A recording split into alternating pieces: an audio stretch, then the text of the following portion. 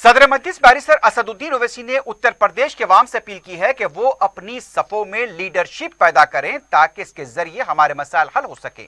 उत्तर प्रदेश के संबल में एक बड़े जलसे से खिताब करते हुए उन्होंने कहा कि मजलिस को इख्तिदार का लालच नहीं है और ना ही वो किसी ओहदे के ख्वाह हैं, बल्कि गुज़िश्ता 70 सालों से जिस कौम को डरा धमका कर और सुनहरे ख्वाब दिखाकर उनके वोट से इख्तिदार के मजे हासिल किए गए, ऐसे धोखेबाजों को हिसाब लेने का वक्त आ चुका है। बैरिस्टर ओवैसी ने उत्तर प्रदेश के 19% मुसलमानों के साथ रवा रखे गए सलूक के सरकारी आदाद और शुमार पेश किए और राय दहिंदों से अपील की कि वो मजलिस को कामयाब बनाएं। सदर मजलिस ने दिल्ली में उनके मकान पर किए गए हमले को बुज़दिलाना हरकत करार देते हुए मरहूम शायर राहत इंदौरी की मशहूर गजल के चंद अशार भी सुनाए, जो आज के हालात की मीनो अन अक्कासी करते हैं। मेरे अजीज दोस्तों और बुजुर्गों, कानपुर में वो वीडियो आपने देखा होगा कि 11 साल की एक बच्ची अपने अब्बा को लपेट कर मारने वालों से अपने अब्बा को बचा रही थी, अपने अब्बा को बचा रही थी। और जब उसको मारते हैं पुलिस की मौजूदगी में कानपुर में, असदुद्दीन ओवैसी कौन सी खेत की बोली, जब सरेआम रोड पर मारा जाता है, उस बच्ची के जहन में क्या बैठा होगा कि मैं जब 11 साल की थी तो मौत ने मेरे अब्बा को लपेट कर मारना शुरू कर दिया। मगर मैं उस बच्ची को एक पैगाम देना चाहता हूं।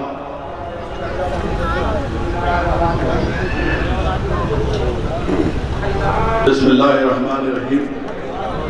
मैं कानपुर के उस वाक़े का जिक्र कर रहा था और मैं तो हमारी उस बेटी को ही पैगाम दूंगा कि उसने अपने बाप को जो बचाने की कोशिश की, उसने शहजादी जन्नत हजरत फातिमा की सुन्नत पर अमल किया। इसलिए कि जब शहजादी जन्नत कम उम्र थी तो आपने देखा कि अबू जहल रसूलुल्लाह सल्लल्लाहु अलैहि वसल्लम के बारे में गुस्ताखी करता है, तो हजरत फातिमा ने उसको कहा था कि तू मेरे अब्बा मोहम्मद मुस्तफ़ा सल्लल्लाहु अलैहि वसल्लम की शान में गुस्ताखी करने की जरूरत करता। मैं सलाम करता हूँ उस बच्ची की जरूरत को और अल्लाह से दुआ करता हूँ कि अल्लाह ऐसे और बच्चियां पैदा करे जो अपनी बाप की हिफाजत करेंगे इंशाअल्लाह। मगर जब वो हादसा हुआ था असदुद्दीन ओवैसी का क्या घर, जब मुजफ्फरनगर में 50,000 लोग अपने घर बार को छोड़ने मजबूर हो गए, तो मेरा एक घर की उसकी क्या कीमत और अहमियत।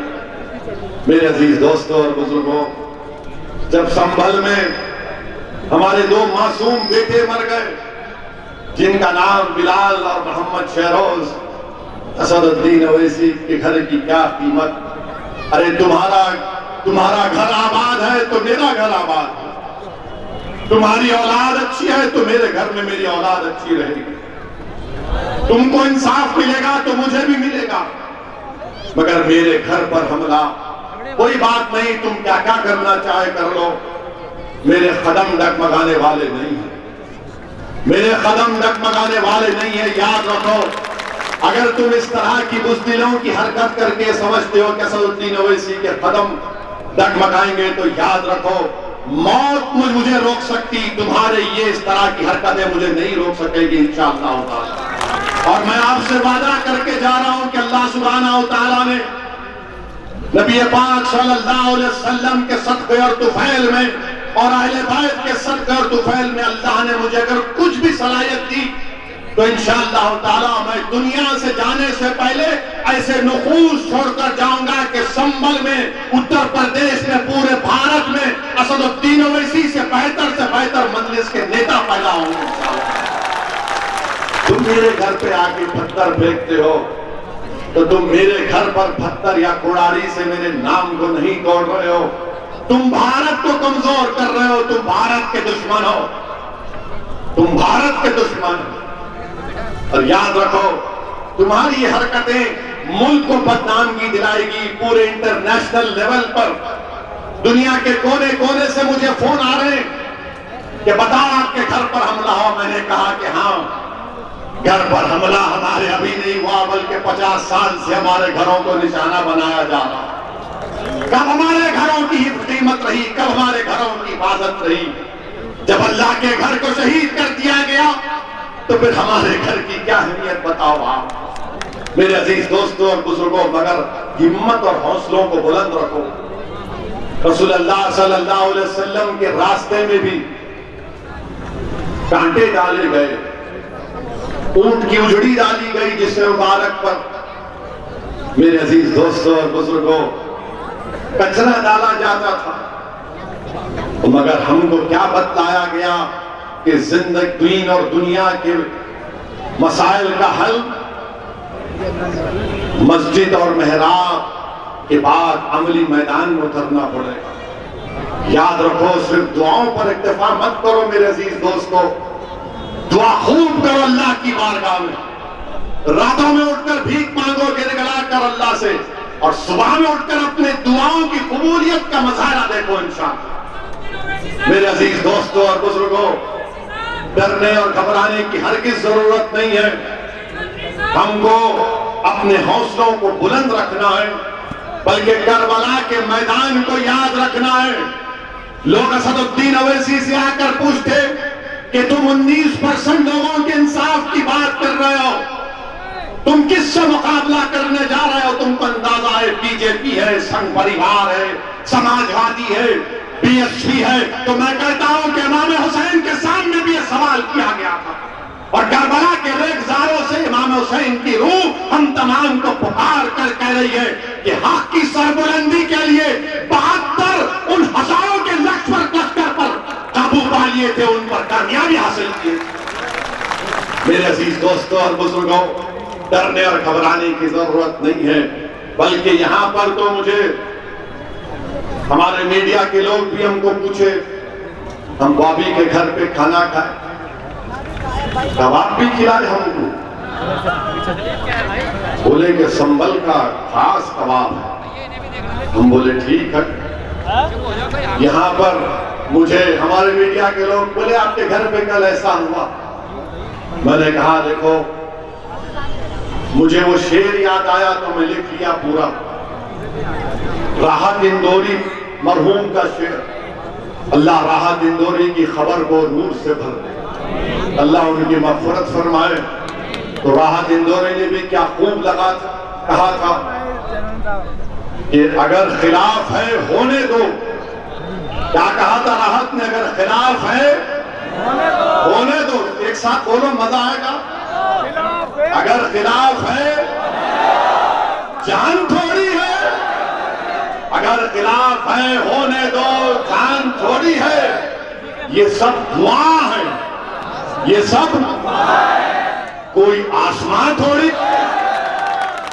राहत इंदौरी ने लिखा था, अब ये उन बुज़दिलों को जो हमारे घरों पर हमला करते हैं, ये उन लोगों के लिए जो मुखन्निसों की फौज लेकर घर पर आते हैं। तो सुनो, तुम्हारे लिए भी राहत इंदौरी ने कहा था, लगेगी आग, लगेगी आग तो आएंगे घर कई जद में। राहत इंदौरी ने कहा था। अब उन पे केस बुक करना है तो अल्लाह के पास है, जाते तुम। लगेगी आग तो आएंगे घर कई जद में।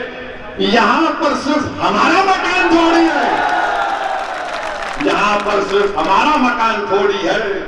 मैं जानता हूं कि दुश्मन भी कम नहीं, लेकिन मैं जानता हूं कि दुश्मन भी कम नहीं, लेकिन हमारी तरह हथेली में जान थोड़ी है, हमारी तरह हथेली में जान थोड़ी है। और फिर ये कल बोलने वाले बोले, इसके बहुत मुंह असदुद्दीन ओवैसी अपने मुंह से बहुत बोलता है। बोलते जबान हमारे, तुम्हारे बाप की जबान हमारे मुंह में नहीं है, याद होते। राहत इंदौरी ने कहा कि हमारे मुंह से जो निकले वही सदाकत, हमारे मुंह से जो निकले वही सदाकत। हमारे मुंह में तुम्हारी जबान थोड़ी है।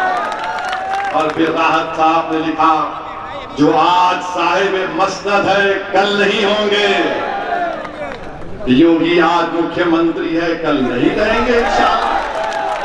जैसे अखिलेश थे नहीं है, मोदी है, इंशाअल्लाह कल वो नहीं रहेंगे प्रधानमंत्री। जो आज साहिब मसनद है कल नहीं होंगे, किराएदार है, जाती मकान थोड़ी है। और फिर राहत साहब ने उन लोगों को कहा जो हमको कहते हैं कब्रिस्तान या पाकिस्तान या शमशान, अरे सुनो दीवानो, सबका खून है शामिल यहाँ की मट्टी में, किसी के बाप का हिंदुस्तान छोड़िए। मेरे अजीज दोस्तों और बुजुर्गों, मेरी आपसे अपील है कि मुत्तहदा तौर पर संभल हो या उत्तर प्रदेश की किसी भी विधानसभा में जहां पे मजलिस का उम्मीदवार होगा, आप पतंग के निशान पर पूरे एतमाद के साथ बटन दबाकर मजलिस को कामयाब करिए। लोग आपसे बहुत कुछ कहेंगे, अरे ये मुख्यमंत्री बनेगा नहीं, मुझे मुख्यमंत्री बनने का शौक नहीं है, ना मुझे संतरी बनने का शौक है, मुझे अपना हक लेना है और हक को हासिल करना है। मेरे अजीज दोस्तों और बुजुर्गों, मुत्तहिद रहिए, इख्तिलाफात को खत्म करिए। इख्तिलाफात हमको तबाह बर्बाद कर रहे हैं और मुत्तहिद होने की एक अहम वजह, एक अहम चीज यह है कि अहले बैत सल्लल्लाहु अलैहि वसल्लम से मोहब्बत पैदा करिए, मुत्तहिद हो जाएंगे।